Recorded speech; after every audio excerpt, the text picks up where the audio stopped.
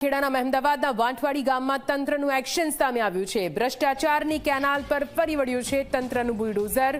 ધારાસભ્ય અર્જુનસિંહ ચૌહાણની ફરિયાદ અને ફરિયાદ બાદ તંત્ર જાગ્યું છે। તંત્રએ ભ્રષ્ટાચારની કેનાલને તોડવા માટેની કામગીરી હાથ ધરી। અગાઉ કેનાલની ગુણવત્તાને લઈને લોકોએ ઉઠાવ્યા હતા સવાલ। અર્જુનસિંહ ચૌહાણે સીધા મુખ્યમંત્રીને ફરિયાદ કરતા કાર્યવાહી કરાઈ છે। ગાંધીનગરથી અધિકારીઓએ આવીને કેનાલની ચકાસણી કરી હતી અને તે બાદ કેનાલમાં ભ્રષ્ટાચાર જણાતા બુલડોઝર આ કેનાલ પર ફેરવી દેવામાં આવ્યું છે। આ કેનાલને તોડી દેવામાં આવી। તો આપ જો આ દ્રશ્યો આપ જોઈ રહ્યા છો। માઇનોર કેનાલ, અહીંયા કેનાલ બનેલી હતી, જો કે સતત ફરિયાદો સ્થાનિકો દ્વારા, ખેડૂતો દ્વારા કરવામાં આવી હતી, કેમ કે આ જે કેનાલની ગુણવત્તા હતી તે યોગ્ય નહોતી અને આ જ મામલે અનેક રજૂઆતો કર્યા બાદ કોઈ નિરાકરણ ના આવતા મુખ્યમંત્રીને આ મામલે રજૂઆત કરવામાં આવી અને આપ જુઓ કેવી રીતે આ કેનાલની તપાસ કરવામાં આવી।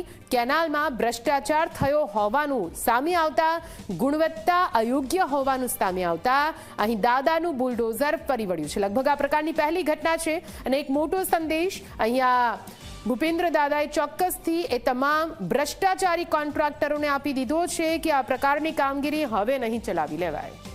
મારા ગામમાં એક નેર માઇનોર મહી સિંચાઈનું કામ ચાલે છે, એની મુલાકાત લીધી। મુલાકાત લેવાનું કારણ કે વિધાનસભામાં જ્યારે આ સ્થાનિક સ્વરાજ્યની ચૂંટણી હતી એ વખતે મને એ ફરિયાદો મળી।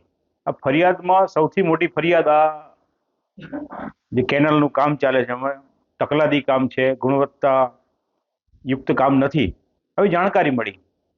ચૂંટણી પૂરી થતાં મારી ટીમ સાથે, અધિકારી સાથે, કોન્ટ્રાક્ટર સાથે અમારે જવાનું થયું અને આશ્ચર્યની વચ્ચે એકદમ હલકી ગુણવત્તાવાળું મટીરિયલ અને કામ જોવા મળ્યું।